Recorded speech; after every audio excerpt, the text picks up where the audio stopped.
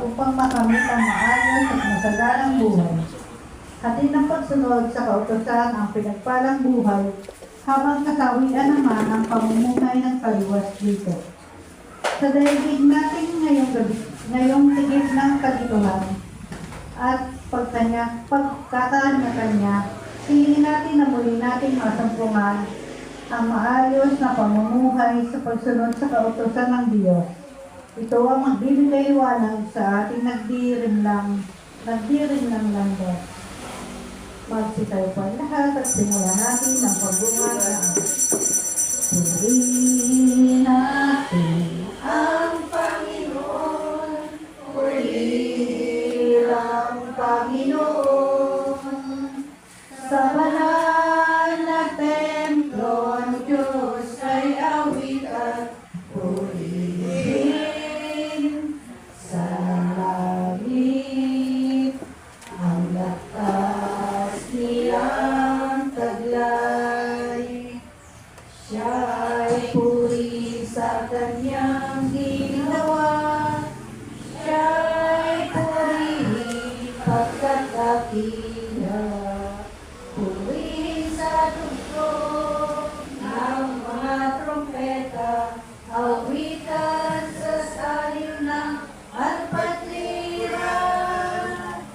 Purihin natin ang Panginoon, purihin ang Panginoon.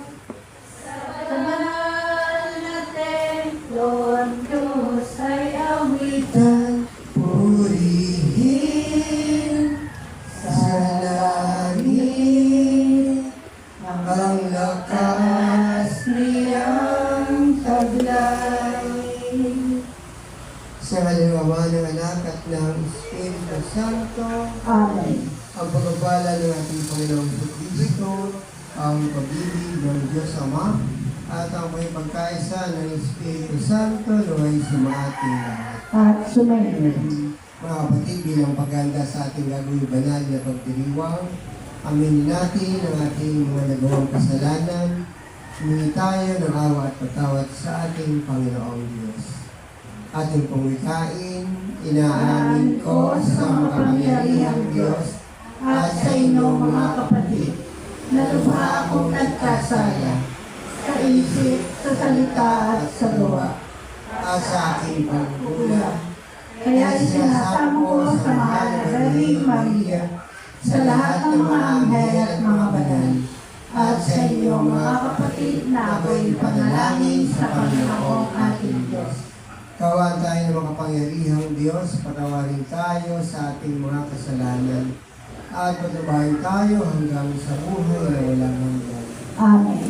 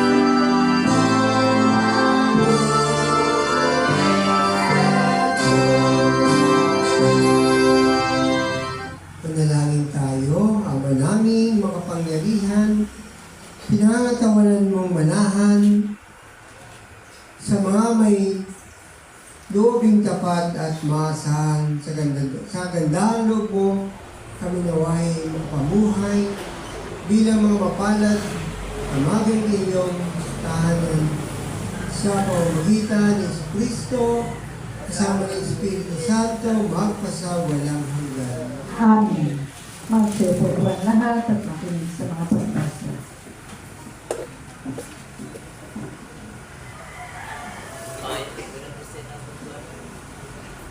Walang inuutosang magkasala. Magbasa mula sa aklat ng Sirach. Kung gusto mo, masusunod mo ang utos ng Panginoon. Ikaw ang magpapasya kung magiging tapat ka sa Kanya o hindi. Naglagay siya sa harapan mo ng tubig at ng apoy. Kunin mo ang iyong maibigan. Makapipili ka ng alinman sa dalawa. Buhay o kamatayan, ang iyong mapili ang siya mong tutunguhan. Dakila ang karunungan at kapangyarihan ng Panginoon. Nakikita niya ang lahat ng bagay. Nalalaman niya ang lahat ng ginagawa ng bawat tao. At kinakalinga niya ang mga may takot sa kanya. Kailanmay wala siyang inutusang magpakasama o pinahintulutang magkasala. Ang salita ng Diyos.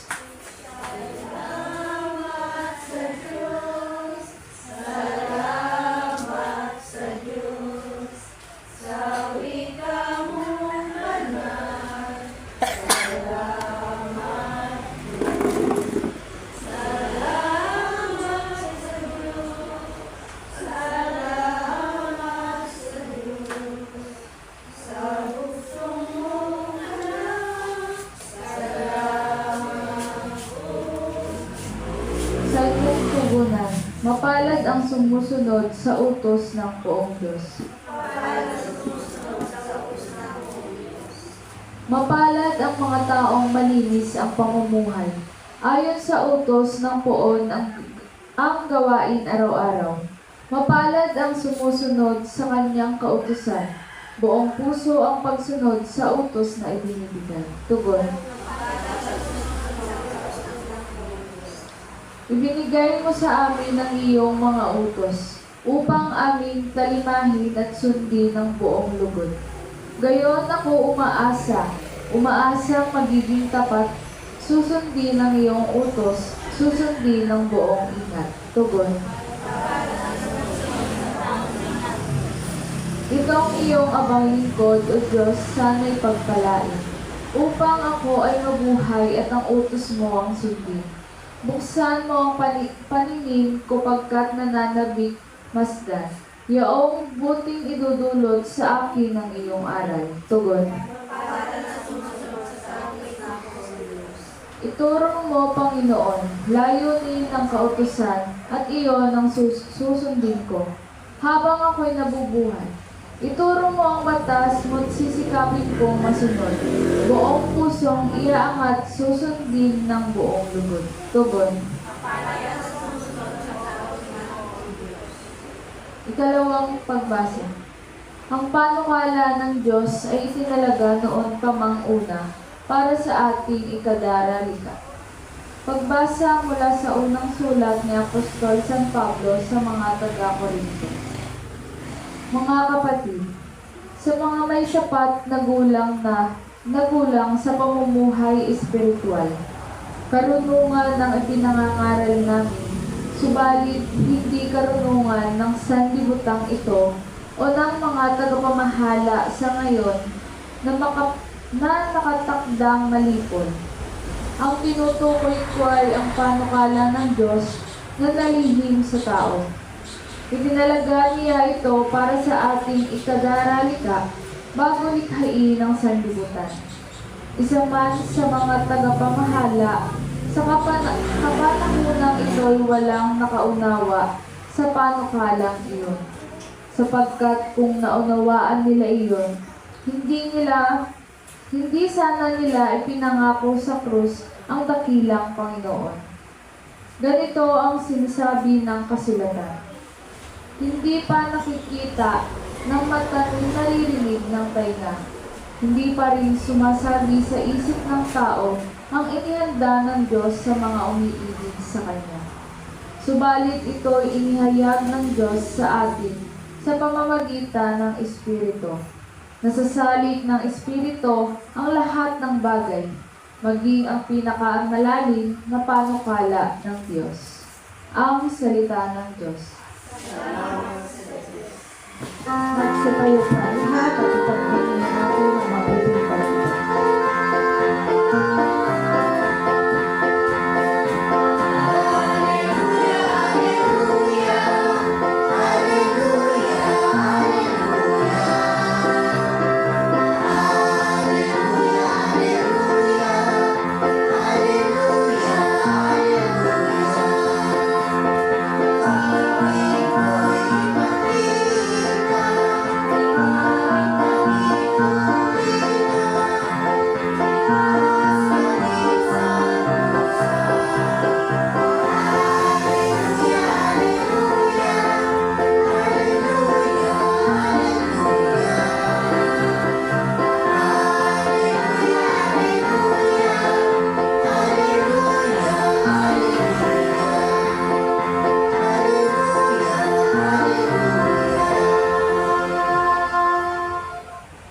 Ganoon ang sinabi noon. Ganito ang sinabi ngayon. Sumainyo ang Panginoon. Sumayo rin. Ang mabuting balita ng Panginoon ayon kay San Mateo. Papuri sa iyo. Noong panahon iyon, sinabi ni Jesus sa kanyang mga alagad, "Huwag niyo akalain na parita ako upang pawalang bisa ang kautusan at ang aral ng mga propeta. Naparito ako hindi upang pawalang bisa kundi para ipaliwanag at ganapin ang mga iyon. Tandaan ninyo ito, magwawakas ang langit at ang lupa, ngunit ang kaliliitang bahagi ng kautusan ay di mawawala ng bisa, hanggat hindi nagaganap ang lahat. Kaya't sino mang magpawalang halaga kahit sa kalikitang bahagi nito at nagturo ng gayon sa mga tao ay ibibilang sa pinakamababa sa kaharian ng Diyos. Ngunit ang gumaganap ng kautusan at nagtuturo na tuparin iyon ay bibilang na dakila sa kaharian ng Diyos. Sinasabi ko sa inyo, kung ang pagsunod ninyo sa kalooban ng Diyos ay tulad lamang ng pagsunod ng mga iba at mga pasay, hindi kayo makapasok sa kaharian ng Diyos. Narinig niyo na noong pangunay ni utos sa mga tao, huwag kang papatay. Ang sinumang nakamatay ay mananagot sa hukuman. Ngunit ngayon sinasabi ko sa inyo, ang mapuot sa kanyang kapatid ay mananagot sa hukuman. Ang umamak sa kanyang kapatid ay mananagot sa Sanhedrin. At sino mang magsabi sa kanyang kapatid, ulol ka, ay mapasakoy ng impyerno. Kaya't kung maghahandog ka sa Diyos at maalala mo na may sama ng loob sa iyo ang kapatid mo, iwan mo muna ang iyong handog sa harap ng dambana at makipagkasundo ka sa Kanya, saka ka magbalik at maghandog sa Diyos. Kung may magsakdal laban sa iyo sa hukuman, makipag-ayos ka sa Kanya habang may panahon bago ka niya iharap sa hukom at kung hindi, bibigay ka niya sa hukom ay mabibigay naman sa iyo sa tanod at ikaw ay mabibilang ko. Sinasabi ko sa inyo, hindi ka makalalabas doon hanggat hindi mo nababayaran ang kauli-ulihang kusin. Narinig ninyo na noong unay iniutos sa mga tao, huwag kang makikiapid, ngunit gayoy sinasabi ko sa inyo, ang sino mang tumingin ng may mahalay na pagnanasa isang babae, sa isip niya ay nakikiapid na sa babae niyon. Kung ang mga mata mo ang siyang nagiging sanhi ng iyong pagkasala, puputin mo at itapon sapagkat mabuti pa ang mawalan ka ng isang bahagi ng katawan kaysa buo ang iyong katawang itapon sa impyerno. Kung ang iyong kamay ang siyang naging sanhi ng iyong pagkasala, putulin mo at itapon. Mabuti pa ang mawalan ka ng isang bahagi ng katawan kaysa buo ang iyong katawang itapon sa impyerno. Sinabi rin naman, kapag pinaghiwalay ng lalaki ang kanyang asawa, hindi dapat niyang bigyan ng kasulatan sa paghihiwalay. Ngunit kayo sinasabi ko sa inyo, kapag pinahiwalay ng lalaki ang kanyang asawa, nang hindi naman ito nangangalunya at ito'y mag-asawang muli, ang lalaking ito'y nagkasala. Itinulak niya ang kanyang asawa sa pangangalunya at sino mang mag-asawa ng babaeng hiniwalayan ay mangangalunya. Narinig pa ninyo na noong unay iniutos sa mga tao, huwag kang sisira sa iyong pinumpaang pangako. Bagkos ay tukdin mo ang iyong sinumpaan sa Panginoon. Ngunit ngayon, sinasabi ko sa inyo, huwag na kayong sumpa kung mangako kayo. Huwag ninyong sabihin, saksi ko ang langit sapagkat ito'y trono ng Diyos. O kaya saksi ko ang lupa sapagkat ito'y tungtungan ng kanyang mga paa. Huwag din ninyong sabihin,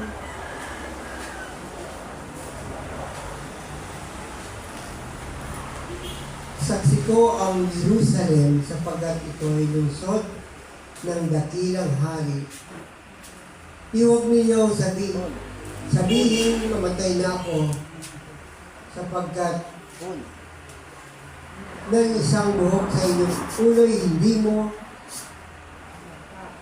mapabubuti o mapaitin. Sabihin mo na lang oo kung oo at hindi kung hindi, sapagkat buhat sa masama ang anumang sumpang idadagdag dito. Ang mabuting balita ng Panginoon. Pinupuri ka ng Panginoong Jesucristo. Magsipo po. Magandang hapon po sa inyong lahat.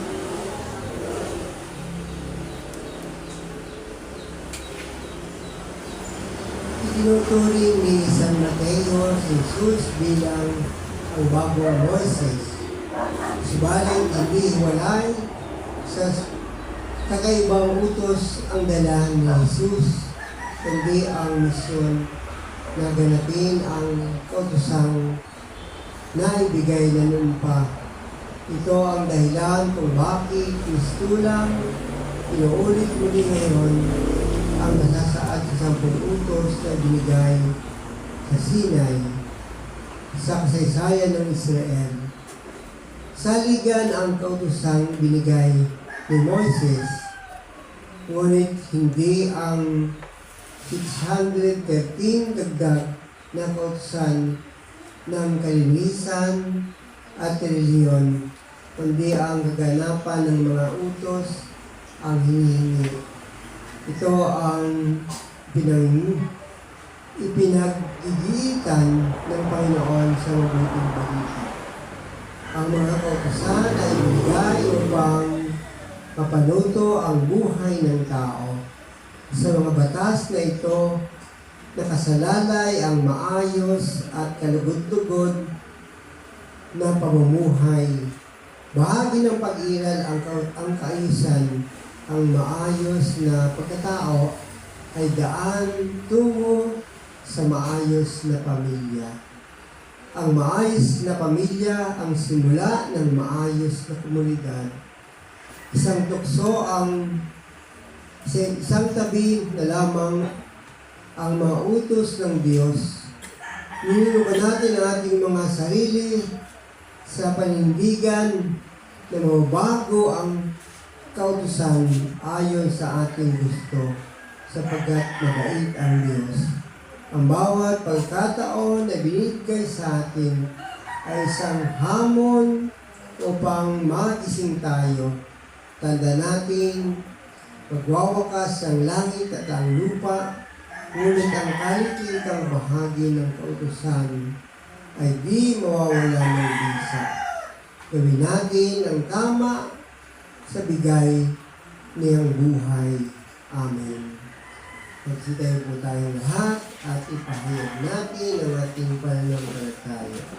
Sumasampalataya ako sa Diyos Amang makapangyarihan sa lahat na may gawa ng langit at lupa.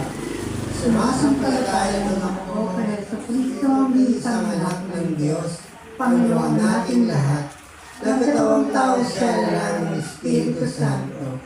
Pinanganak ni Santa Maria Virgen, pinagpakasalit sa ato ni Poncio Pilato, pinako sa krus na matay nilibig, tinawag sa kinaroonan ng mga yumao. Nang may 3 araw na buhay na muli, umakyat sa langit, naluklok sa kanan ng Diyos Amang makapangyarihan sa lahat. Doon magmumulang paririto at hukom sa nabubuhay at mamatay na tao. Sumasampalataya man ako sa Diyos Espiritu Santo, sa banal na simbahang Katolika, sa kasamahan ng mga banal, sa kapatawaran ng mga kasalanan, sa pagkabuhay na muli ng matay na tao, at sa buhay na walang hanggan. Amen. Ibinibigay ng Diyos ang kautusan kay Moses, ngunit si Jesus ang nagbigay ng bagong linaw at kahulugan sa mga ito. Madunalanawan natin ang kanyang halimbawa bilang mga anak ng Diyos at kaanig ng kanyang bagong tipan.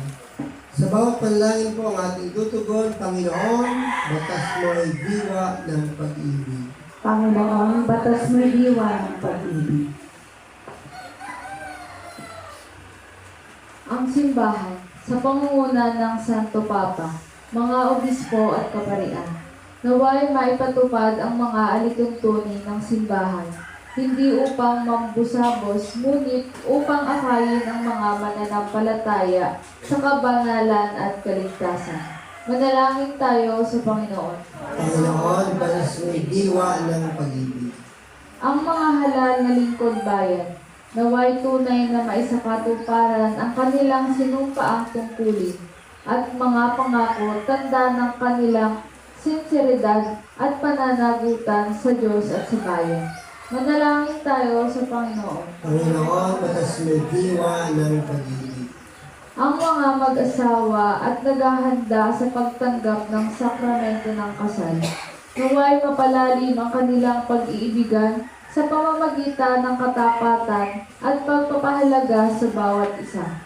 Manalangin tayo sa Panginoon. Panginoon, batas mo'y diwa ng pag-ibig.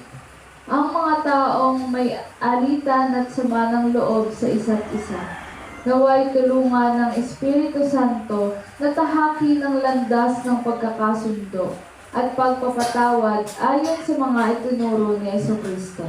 Manalangin tayo sa Panginoon. Panginoon, batas mo'y diwa ng pag-ibig. Ang mga namayapa nating kapatid at mga kaanib ng Bishop Victor Ocampos Memorial Enrollment, naway mapabilang sa kaharian ng langit, alang-alang sa kanilang pagsunod sa kalooban ng Diyos. Manalangin tayo sa Panginoon. Panginoon, batas mo'y diwa ng pag-ibig. At ito'y dalangin ang ating mga pansariling kahilingan.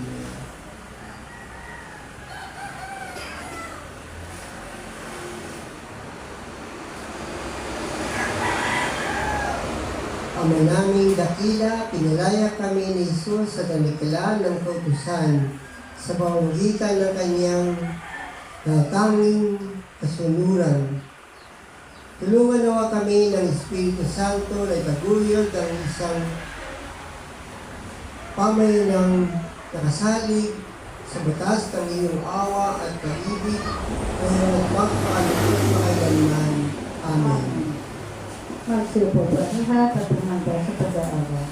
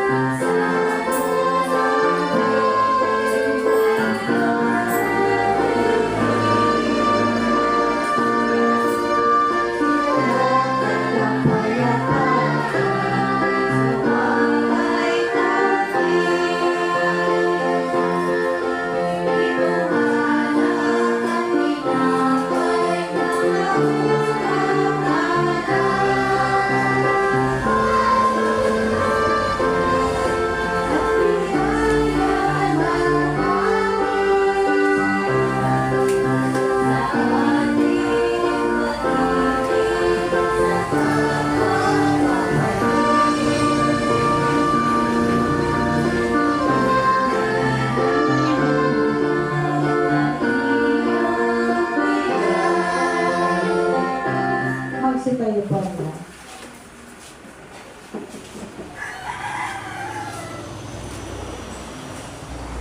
Panalangin kayo mga kapatid upang itong ating paghahain ay kalugdan ng Diyos Ama makapangyarihan sa lahat. Tanggapin nawa ng Panginoon itong pag-aalis sa iyong mga kamay. Sa kapurihan niya at karaman niya, sa ating kapakinabangan at sa buhay, sambayin namin ang banal. Ama namin lumikha, kami naway dalisayin at panibaguhin ang iyong gaganaping paghahain. Kami naway itaguyod ng gagawin namin ito sa pagnanais namin sundin ang loob mo sa pamamagitan ni Kristo sa mga Espiritu Santo magpasawalang hanggan. Amen. Sumain niyo ang Panginoon. At sumayin niyo.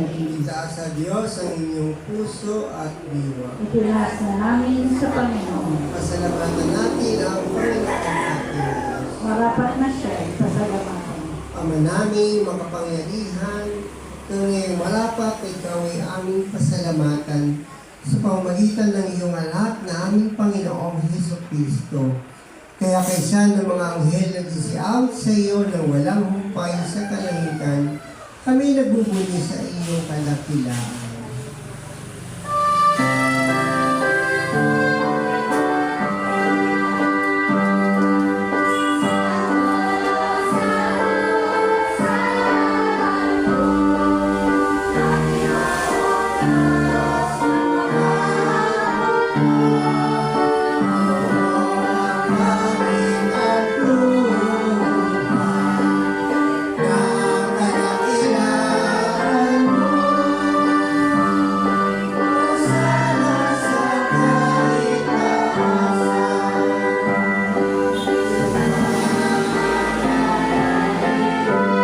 Kristo ay gunitain, Sa hiling ay inihain, bilang pagkain inumin, pinagsasaluhan natin, hanggang sa siya'y dumating, hanggang sa siya'y dumating.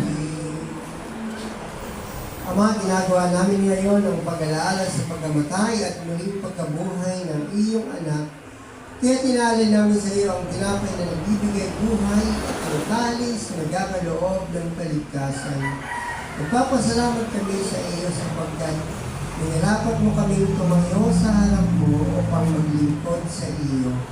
Sinasamo namin kami magsasalo-salo sa katawan at dugo ni Kristo ay mabuklod sa pagkakaisa sa pamamagitan ng Espiritu Santo.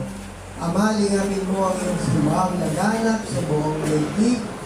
Puspusin mo kami sa pag-ibig kay San Ileo na aming Santo Papa, Eugenius na aming Obispo at ang Kanang Kaparian.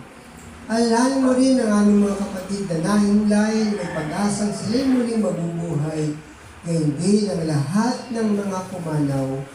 Kaawaan mo sila at patuloyin sa iyong kaliwanagan. Pagindapat mo silang makasalo mo hanggang sa dulo ng wakas, kaysa ng mahal na Birheng Maria na ina ng Diyos, ni San Jose na kabiyak ng kanyang puso, kaysa ng mga apostol at lahat ng mga banal na namuhay dito sa daigdig ng kalugod-lugod sa iyo, maipagdiwang nawa namin ang pagpupuri sa karangalan mo sa pamamagitan ng iyong anak na aming Panginoong Jesucristo. Sa pamamagitan ni Kristo, kasama niya at sa Kanya, ang lahat ng papuri at kayo, Diyos amang makapangyarihan sa lahat, kasama ng Espiritu Santo, magpasawalang hanggan. Amen.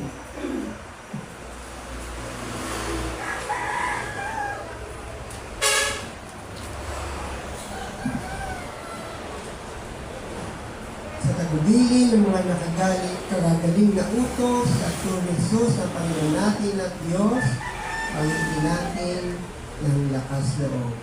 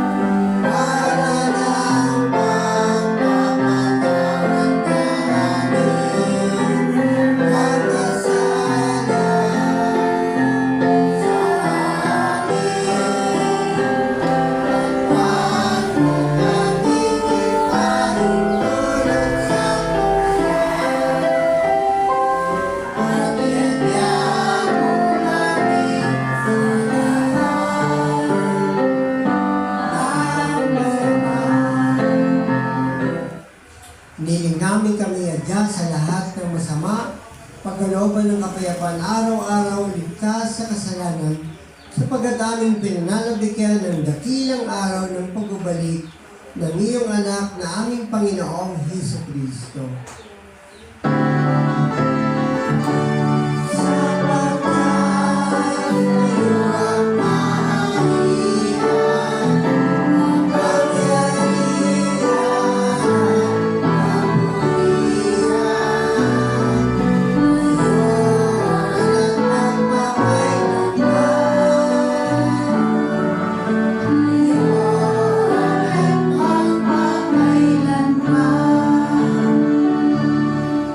Panginoong Jesucristo, sinabi mo sa iyong mga apostol, kapayapaan ang iniiwan ko sa inyo, ang aking kapayapaan ang binibigay ko sa inyo. Tunghayan mo ang aming pananampalataya at huwag ang aming paulit-ulit na pagkakasala. Pagkalaban mo kami ng kapayapaan at pagkaisa, ayon sa iyong kalooban, kasama ng Espiritu Santo, magpasawalang hanggan. Amen. Ang kapayapaan ng Panginoon ay sumaating lahat. At sumayon. Pagbigay po tayo at maghangat ng kapayapaan sa bawat isa.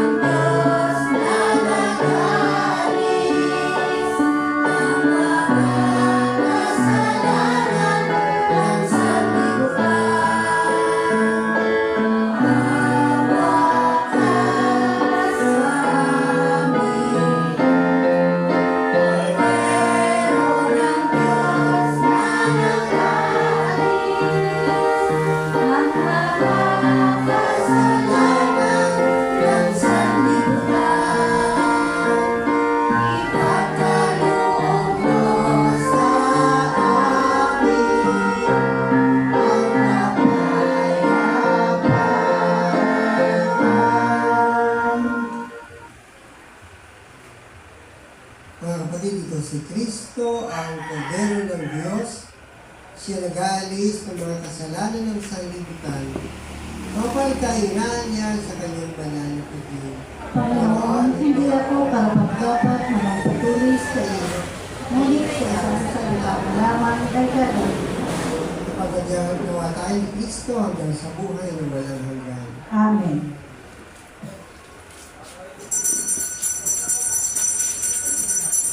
Magsupo po ang lahat at tumaran ang mga makikinig.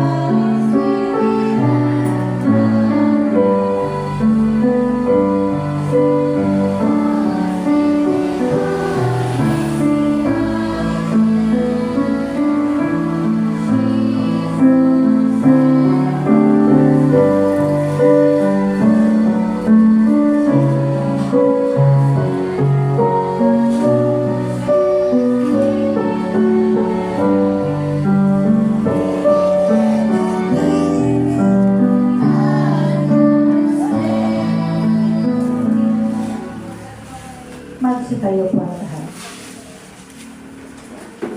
Pinalangin tayo, Ama namin, mapagmahal, kaming pinapagsal mo sa banal na pakikinabang ay gawin mo laging manabik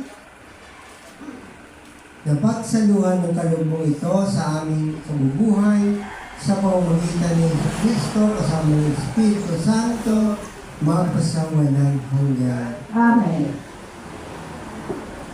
Announcement. Magsipo po ang lahat.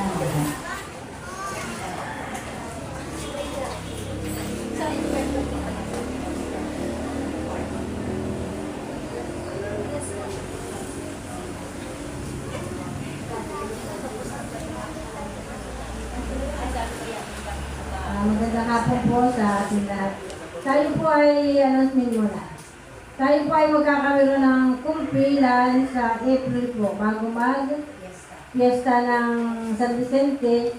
Yung po mga walang kumpil dyan na mga apo, pamangkin ng anak ay di magpalista na po sa San Vicente para maseminar ni Aling Liti. Tapos po yung pong ating dalaw pare ay sa 28 dati pa rin pong oras. At ngayon po darating na Merkules, tayo po ay may cross ng abo.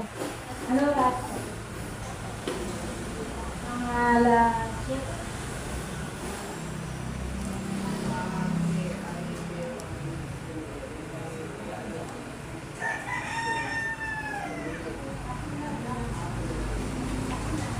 Ay, napo na. Napo na lang po di alas 4. O, alas 3 po. Kasi alas 3. Ayun. Tuloy yung ganyan, yan yung diwa. Ayan. Yun lang po at maraming po salamat. Meron pong karagdagan, yung pong mga nagsasama, baka may kakilala pa rin kayo nagsasama na magkasama na hindi pa kasal, ay meron pong kasal misyon, meron pong June. Dahil malayo pa naman po, ay di para po maihanda natin. Ang mga requirements po ay sinumar. Yung pong sinumar, kahit na po kami ang mag-asawa, ang pumunta sa PSA. Hingin lang po kami ng authorization para kami na mag-lock. Tulungan po natin. Kahit yung mga in-scale, maliin po yung mission natin. At yung kasal po kasi isang elemento. Ano po? Yung nagsasama na hindi kasal ay yun po ay spiritually ay nagkakasala sa Diyos. Ano po? Kaya kung may mga kilala kayo, di go na. Sabihin na lang po sa amin at di kami ang lalakad ng same mass. Yung gustong magpakasal. Pangalawa po ay, meron na po ulit kaming nahingi na 12 times. Ano na po sa Barangay Outpost, hindi lang nadadala dito. Ito po kasi gold, siya po ay medyo natin si Bogus. Ganyan pa rin po yung design, kaya lang ay medyo light siya, hindi gold. Pagdinalaw niyo po ay sa kagandang loob ni Consiel Castor Alano, yung po yung sinasabi ko sa inyo noon. Nag-meeting kami noong unang Lunes, noong 9 sa Malay, inabot na po sa atin yung 2,000 at ibinagdagan na. Tapos po siguro ay kung lagi naman may hawa ang Diyos sa inyo ngayon, kung marami po ay makamagdagan ko na rin namin po yung 2 sa yung 12 ulit. Ano po? Para yung magiging 24, yung pong nasa galing sa Bicam na pwede na po natin yung design. Pag-aaral lang po kung paano yung design.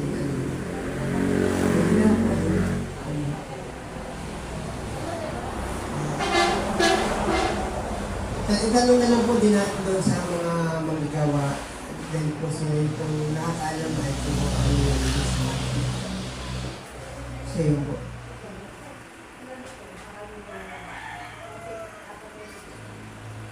Kahapon po ay February 14 ay nagkasalang bayan. Ano? Tayo naman po ay kasal mission. Ano po? Ito naman natin. Kasal pare. Kasal na... Kasal timbahan. Kasal pare.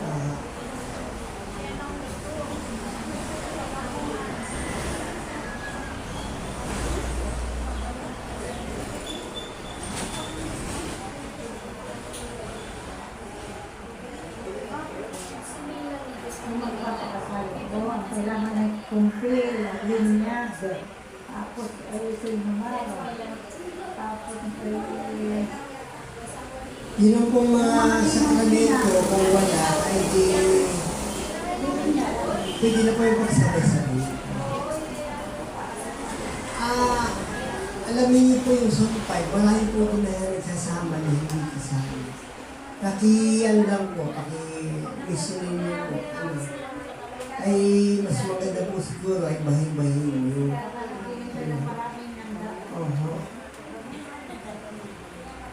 Bahin-bahin, kung wala ng panghanda, di magbibigay kami ng kahit pansit. Ganun nila ang pansit, nagpipintinan niyo. Ano po, kasi yun po ito sa mga miskin. Kung kahit na tayo po doon. Pansit na, dapat na kayo.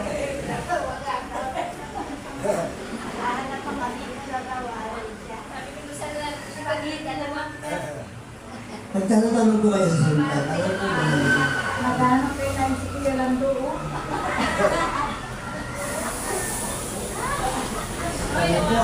Malayo pa.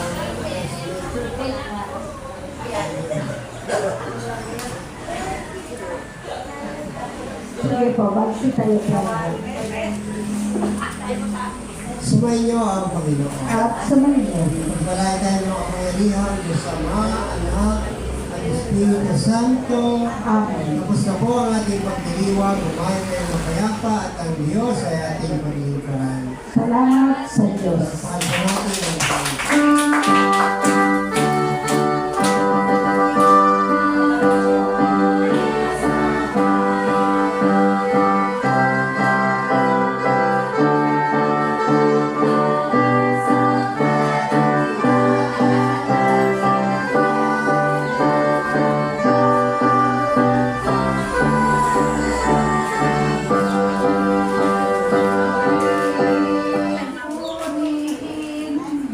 ating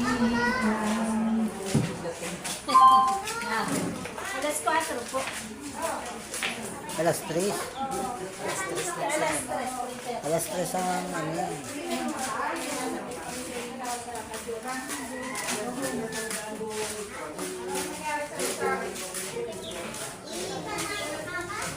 Thank